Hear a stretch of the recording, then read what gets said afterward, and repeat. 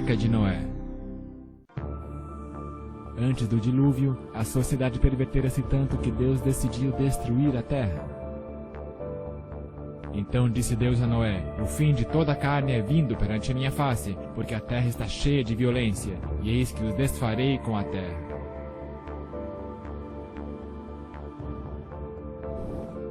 O Senhor escolheu Noé, um homem de Deus, para construir a arca onde o mundo poderia ser salvo juntamente com os animais. Noé pregou a conversão por 120 anos. Entretanto, apenas 8 pessoas renderam coração a Deus e entraram na arca. A chuva caiu e as pessoas procuraram por um lugar mais alto. Se agarraram na própria arca.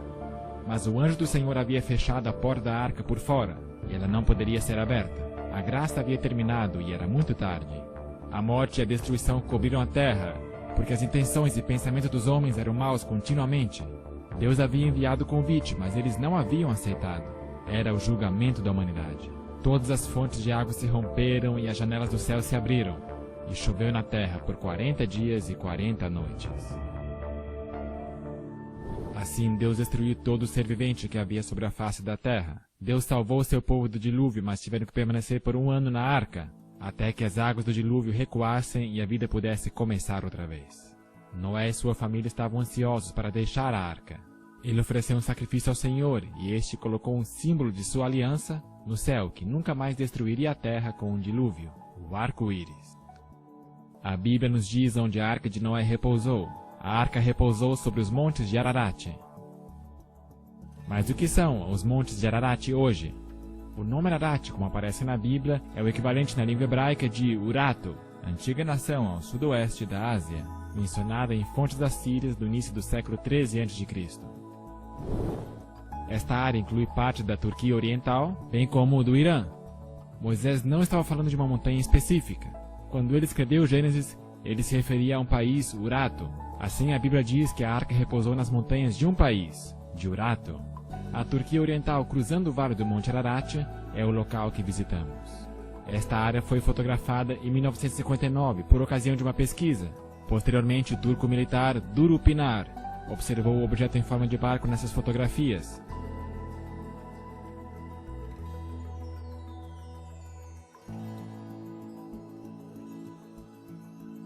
Em 1960, um grupo americano também viajou para o local, e eles concluíram prematuramente que seria uma formação natural.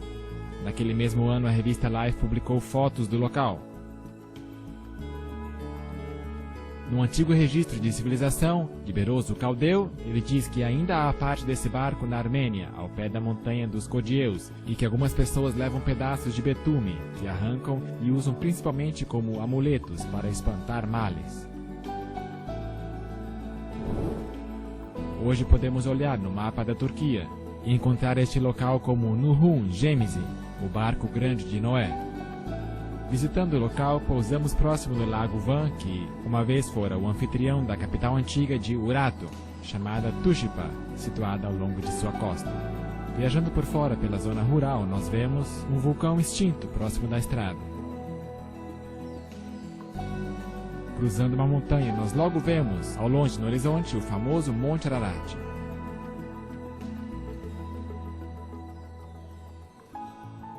Na sombra do Ararat está a cidade de Dalgi Buzati, local que atravessamos enquanto fomos em direção à arca. O Monte Ararat é uma bela montanha, cheia de história, e de escavadores monteses que buscam a arca, mas sem sucesso. Cruzando o vale, nós vemos que o governo ergueu uma placa na estrada, no Nuhun Gemizi, 5 km montanha acima. Na primeira viagem de Ron Wyatt a essa região, no ano de 1977, ele não soube onde procurar e só esteve lá por 3 dias na área. E seus filhos adolescentes oraram para que o táxi se demorasse em áreas onde eles precisassem procurar pelo local verdadeiro. E naquele dia Deus de fato atrasou o táxi. Aí em cima, nessas montanhas, está o lugar de repouso da arca. A tradução livre do nome dessa montanha é Monte do Juízo Universal, assim chamado por causa do evento mortal da inundação. À medida que subimos com o carro, podemos ver o menor Ararat e o grande Ararat atrás do vale. Ambas são montanhas vulcânicas, pós-diluvianas, que não estavam no mesmo local durante a inundação. Na verdade, seria o último lugar onde as pessoas deveriam procurar. Finalmente chegamos à arca. Observando da popa até a proa, podemos ver o esboço em formato de um barco. Ele tem uma popa arredondada e em frente um arco pontudo.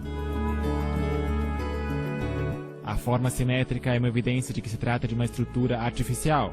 Ron White fez um total de 24 viagens até aqui para conduzir testes e pesquisas nesse objeto. Fotografias tiradas em tempos diferentes do ano realçam características diferentes do barco.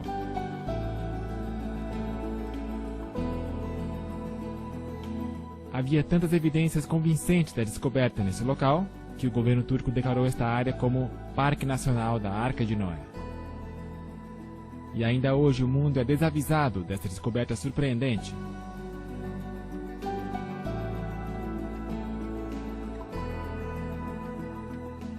Usando o programa Google Earth podemos ver a imagem de satélite do local da arca e também do centro de visitantes ao lado, erigido pelo governo turco. Foi no dia 21 de junho de 1987 que se realizou uma cerimônia na montanha para comemorar o local como o Parque Nacional da Arca de Noé. Autoridades do país se reuniram para partilhar o pão e prestigiar essa descoberta maravilhosa.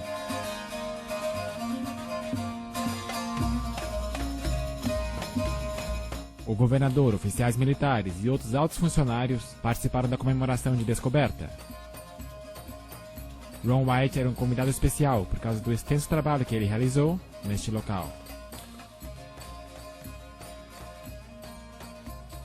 O centro de visitas daria boas-vindas a convidados de todo o mundo para contemplarem a arca.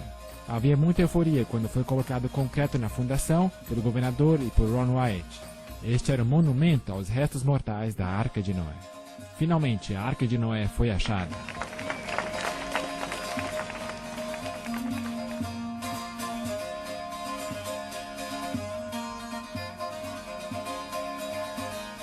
No dia seguinte, um artigo foi publicado no jornal de maior circulação da Turquia, publicando que o grande barco de Noé estava aberto para o turismo. Agora, entremos no centro de visitantes para ver as evidências informativas à mostra. Estão reunidas várias fotografias e diagramas para mostrar as importantes características da arca. Artefatos da arca também estão à mostra, incluindo madeira petrificada e fósseis marinhos da área, indicando as pistas para a grande inundação.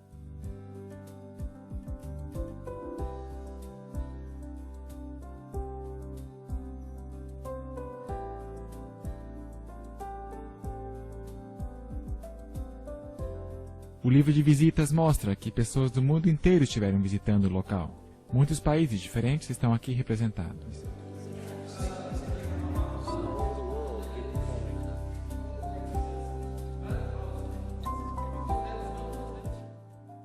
Hassan tem trabalhado no centro de visitação desde sua fundação. Ele tem morado a vida inteira numa aldeia aqui na montanha, um pouco acima da arca, e tem muita história associada a ela. A fotografia dele apareceu no jornal de Knoxville, Tennessee. Assim, o nosso grupo trouxe uma cópia plastificada para ele. Hassan nos conta agora sobre um fenômeno interessante que aconteceu sobre a arca. Em 1948, houve um terremoto à noite, e quando acordamos pela manhã, vimos que a terra fora removida, e vimos a estrutura em forma de barco. Também depois daquela hora vimos uma luz que nós pudemos enxergar naquela noite, na vila. Quando olhamos para o local da arca, as pessoas pensaram que aquelas coisas eram santas. E quando eles foram até próximo da arca, a luz havia desaparecido, não puderam ver mais nada. Depois daquele terremoto, eu vi a formação do barco e em cima, na minha opinião, uma combinação de luz verde e amarela e meio avermelhada. E várias pessoas na vila dizendo que era um lugar sagrado, que havia ouro, que nós deveríamos ir lá e escavar. Quando nós finalmente chegamos à arca, não pudemos ver mais a luz. Depois que o governo confirmou que aquela estrutura era o barco de Noé, a luz desapareceu.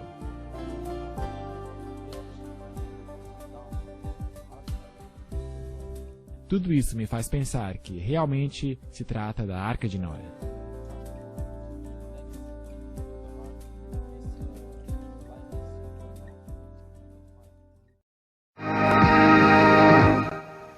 Do you you believe Noah's Ark actually existed? Could the legend that sounds like a fairy tale really become proven fact? Well, the search has been going on since biblical times. And in a moment, you're going to meet some people who are positive they have found the Ark. Now, we know such claims have been made before. But a few months ago, these people came to 2020 with some new and intriguing scientific findings. We followed them to the mountains of eastern Turkey. And what you'll see is a bizarre adventure with a host of unlikely characters. Tom Gerald's story takes many twists and turns.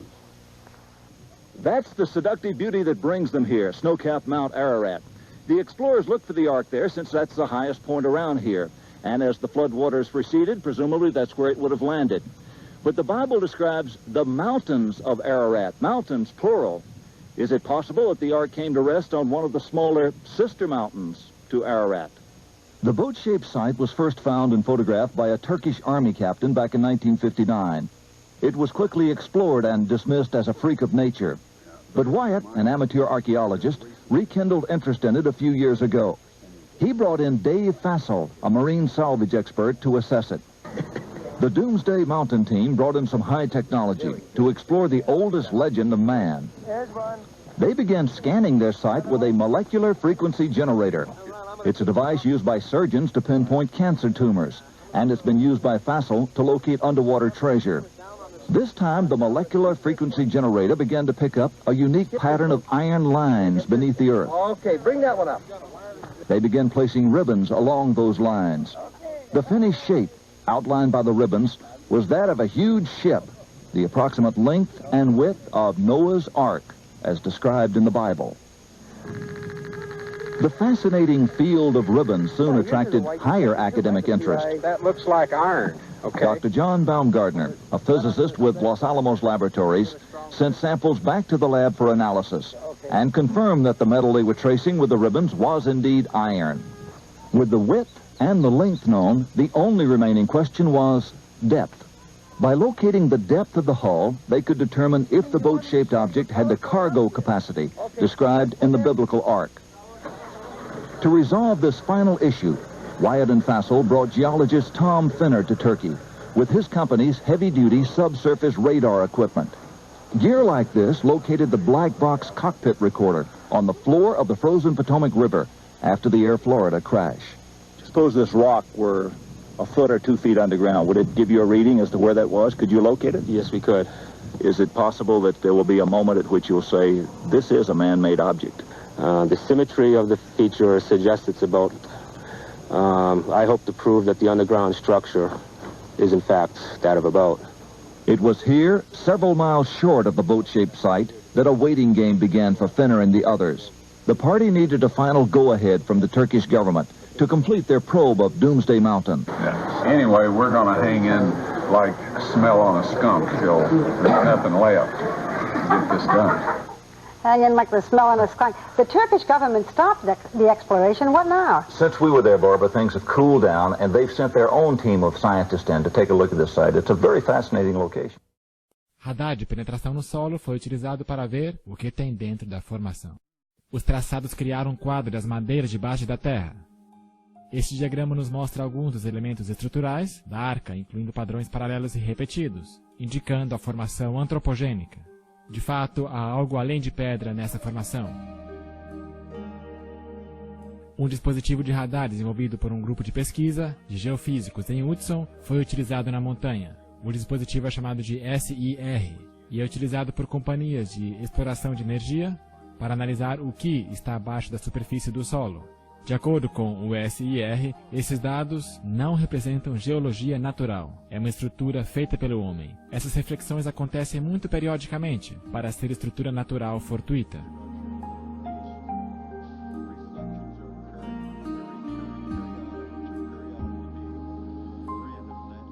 Comparado a um porta-aviões de 305 metros de tamanho, nós podemos ver que a Arca é um barco bastante grande.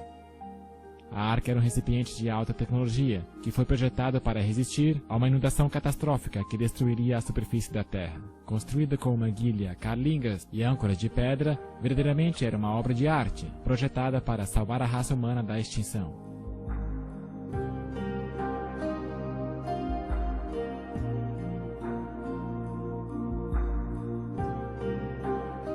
Bíblia nos fala que a arca era de 300 côvados de comprimento, e a formação da arca foi medida em 156,9 metros de comprimento, que corresponde a exatos 300 côvados egípcios. Moisés, ao escrever a narração de Gênesis, era acostumado a usar o côvado egípcio, que é maior e tem aproximadamente 52 centímetros. A Bíblia menciona um côvado mais antigo, um côvado segundo a primeira medida, isto é, o côvado egípcio, que foi dividido em 28 dígitos, compondo a vara do côvado.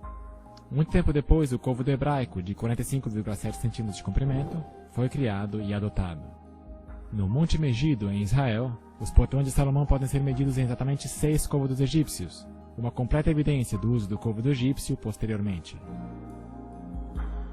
Qualquer pessoa pode ver facilmente o esqueleto da estrutura de materiais perto da popa ao lado direito da arca. Isto era parte da superestrutura da arca. Muitos navios hoje são construídos do mesmo modo. Aqui nós podemos ver frisuras verticais, que correm perpendicular ao fluxo de lama, indicando formação artificial ou antropogênica.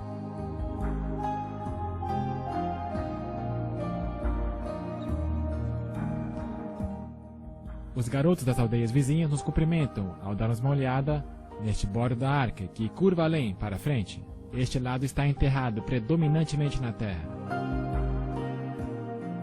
O lado de fora da arca, da parte da frente, está bem diante de nós, e então examinamos o lado a este bordo para ver o topo esqueleto das madeiras.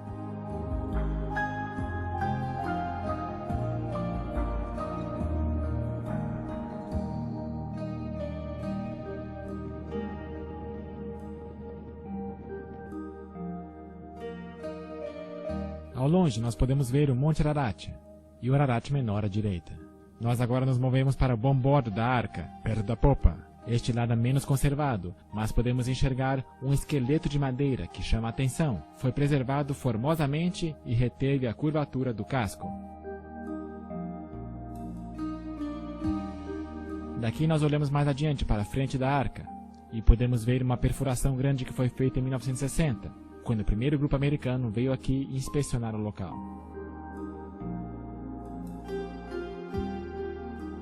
Estamos agora na área mediana da arca e nos movemos para o interior do bombordo, onde podemos ver 4 saliências horizontais seguidas. Elas são organizadas em um padrão regular, indicando construção artificial. Estas teriam sido madeiras horizontais, de apoio para o piso, estendendo-se em direção ao meio do piso. Na popa nós podemos ver a forma simétrica do barco, inclusive a saliência longitudinal, onde as cobertas teriam se desmoronado em cima de outro monte. Continuando a inspeção da popa, podemos ver 5 objetos seguidos ao longo da área a bombordo do interior do piso. Estes foram medidos a intervalos regulares e parecem ter sido postes verticais que teriam apoiado o piso.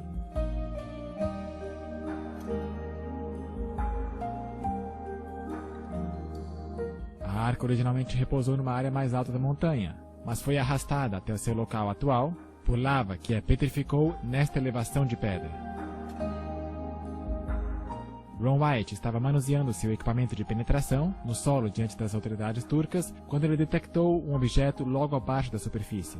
O que eles acharam foi esta bela madeira de piso. Foi feito o teste de carbono orgânico no laboratório de Galbraith e o nível de carbono orgânico era extremamente alto, batendo com os níveis da madeira que conhecemos.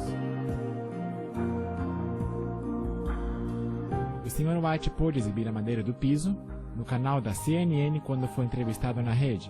A madeira está em 3 camadas, parecida com madeira compensada, com cola escoando nas extremidades. E isso a torna mais forte do que um pedaço sólido de madeira.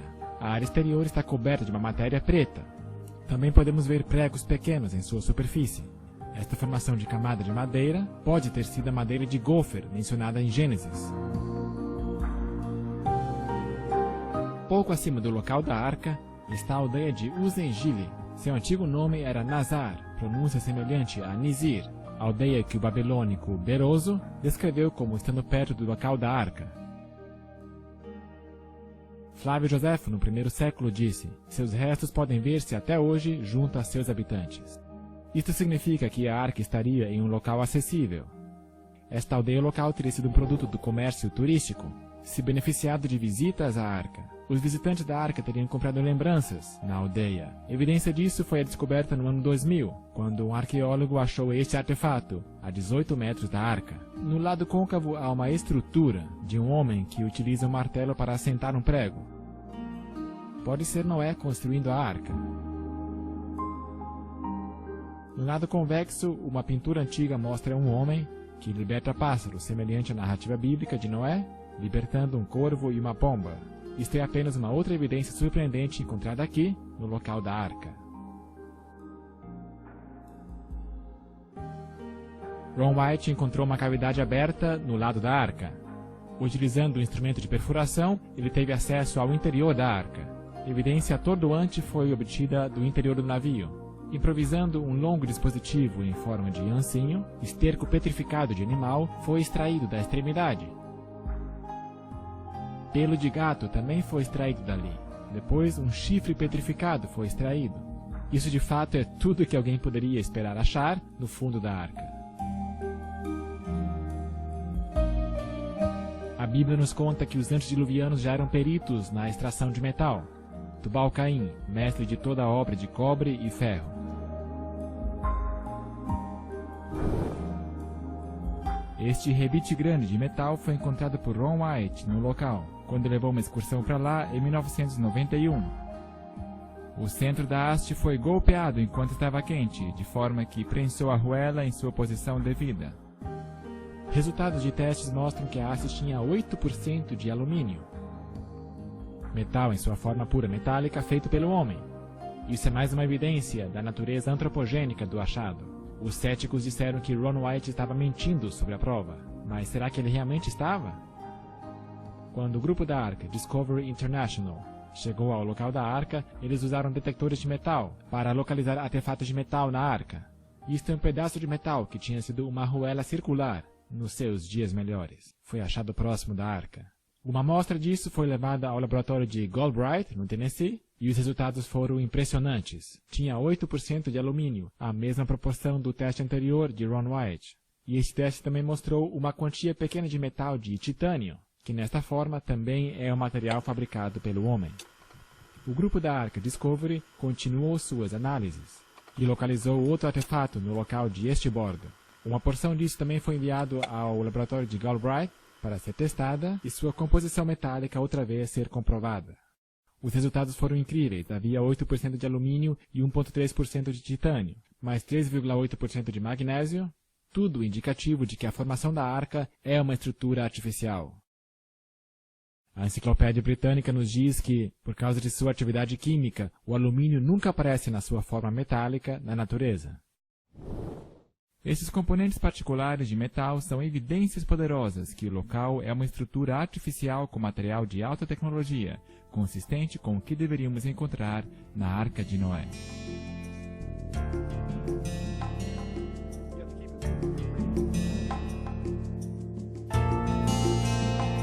Foram achados outros artefatos de metal a piso de bom bordo. Nosso detector de metal captou os sinais de uma placa retangular que tinha 6 rebites originalmente. Um ainda é visível do lado esquerdo.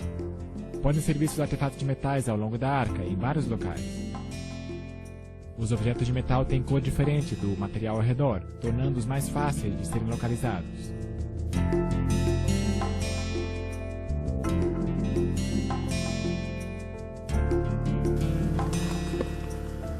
Na porção exterior da arca, ao nível mais alto, nós podemos ver este objeto que parece ser um chapéu de metal em cima de um poste vertical.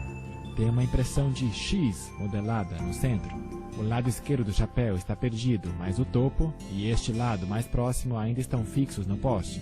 A impressão de X é indicativa de uma estrutura artificial com ângulos de 90 graus. A nossa segunda parada de táxi é a aldeia de Kazan.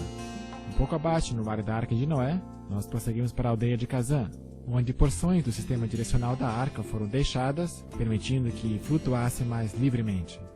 A aldeia era conhecida como o lugar dos 8, chamada assim possivelmente por causa dos 8 sobreviventes da inundação.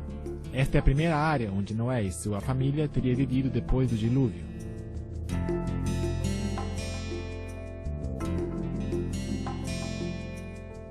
As grandes âncoras de pedra foram penduradas na parte traseira da arca para manter a proa firme contra as ondas. Isso criou um tipo de resistência na água, fazendo com que a parte traseira da arca, arredondada, se mantivesse estabilizada face às poderosas ondas que poderiam danificar criticamente a arca. Esta é a nossa primeira pedra âncora, medindo aproximadamente 3,30 metros de altura e mais 1,20 metros enterrados no chão. Um buraco foi perfurado no topo de cada âncora, 12 centímetros de abertura de um lado e 17 centímetros do outro, permitindo que uma corda fosse passada por dentro e um nó a fixasse. Foi projetada para ser erguida quando estivesse na água, quando pesaria menos, impedindo assim que o topo se quebrasse. O fato mais notável são as cruzes que foram esculpidas na âncora de pedra. Bem cedo, os cristãos passaram por esta área e reconheceram os objetos como artigos bíblicos da arca. Eles esculpiram então cruzes nessas âncoras de pedra, representando Noé e sua família.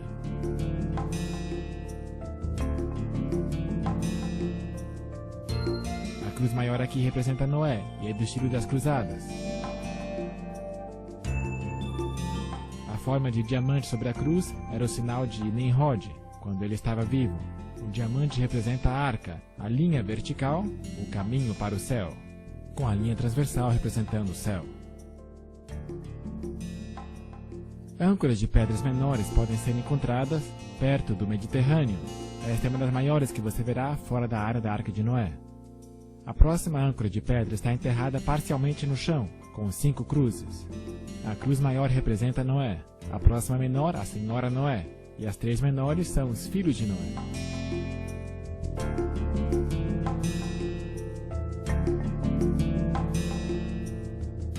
Ao fundo está uma possível imagem da Torre de Babel, construída por volta de 200 anos depois do dilúvio, por Nimrod e seus seguidores rebeldes. Esta pedra particular tem 7 cruzes. A 8ª de certo foi removida em algum momento da história. Esta pedra tem uma cruz grande que representa Noé. A próxima à esquerda no fundo seria a Senhora Noé, e as 3 próximas menores representam os 3 filhos, e as 3 ainda menores representam as esposas dos filhos. Não há nenhuma escultura nessa pedra, mas tem um buraco perfurado no topo. Foram achadas outras pedras enterradas, mas não estão com nenhuma inscrição. Esta pedra teve um buraco perfurado no lado esquerdo, e à direita podemos ver inscrições talhadas em um idioma desconhecido. Vândalos quebraram esta pedra no topo. Também foram esculpidas cruzes nessa pedra.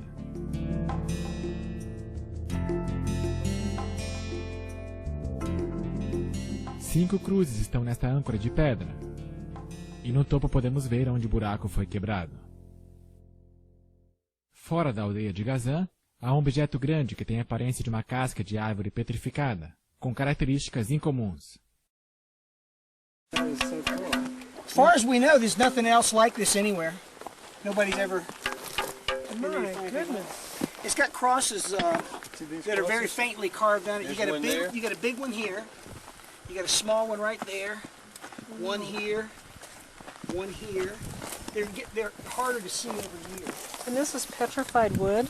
Well, It looks like it, Ron doesn't said he thought it was petrified Bark. tree bark. Right. If you look at the... You ever seen... It looks like a little bit like pine bark. It sounds like metal. Why would the anchor stone be wood? This isn't an anchor stone. Oh, I see. This was just like something that was on the ark, right? I believe. Well, Ron theorized that this might have been the or part of the cover. You remember at one point it says, and Noah came out of the ark and he took the cover off, or he threw the cover off. And of course that's just speculation. We don't have a way of knowing, but this is a rather unique thing. It has the appearance and the texture of some kind of a bark, but you know, it is stone. That is the cross. Right? That is the cross. There you go. That is incredible. It has a very hollow sound. Very hollow. It sounds like metal. But it's just a Well, it's just that's its harmonic rate. right. Yeah. Harmonic resonance. You're right. Yeah. But not many stones that do that. That's true. With the sun coming out. There's, well, I think there's 8 crosses on it. We've been able to find 7. I think there's an 8th one up there, but it's Nossa próxima parada de táxi é a casa de Noé, em Kazan. Esta foto foi tirada em 1977 por Ron White, mostrando as paredes da casa de Noé. Desde então, todas as paredes foram derrubadas por caçadores de tesouro locais. Na parte da frente havia esta lápide grande. Na lápide estava um desenho de 8 pessoas e um barco em uma onda. A segunda maior pessoa estava olhando para baixo com os olhos fechados. Isso indica que esta era a lápide da senhora Noé. Depois que Ron White mostrou essa lápide a alguém, essa pessoa contratou outros para exumar o sarcófago de 5,4 metros da senhora Noé. A sua depressão no chão ainda é visível hoje. As joias dela foram depois vendidas no mercado negro por milhões de dólares. Estendendo-se para fora da casa de Noé, está este cercado de pedras para conter os animais. Em Gênesis nós lemos que Noé trabalhou no campo e nesse caso podemos ver a detenção de animais. Algumas cercas são mais proeminentes que outras, mas elas estão todas em linhas retas. Além, atrás da casa de Noé, há este altar grande, que foi usado para sacrificar animais a Deus. Tem aproximadamente 3 metros de diâmetro e tem a forma de um cubo.